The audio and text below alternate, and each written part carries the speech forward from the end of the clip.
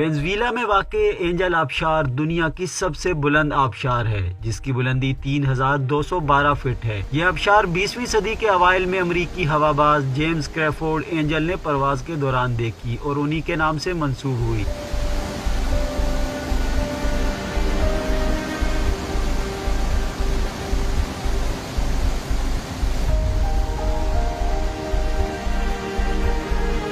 Angel आबशार Venezuela के सियाती मकामात में सबसे ज्यादा मकबूल है, जिसे देखने सयाह पूरी दुनिया से यहाँ आते हैं। जंगल में वाक़े होने की वजह से यहाँ पहुँचना इंतहाई दुश्वार है, इसलिए सयाह दारुल हुकूमत कराकस से हवाई जहाज के जरिए यहाँ पहुँचते हैं और कुदरत के इन हसीन मनाजिर से लुत्फानंदोज होते हैं।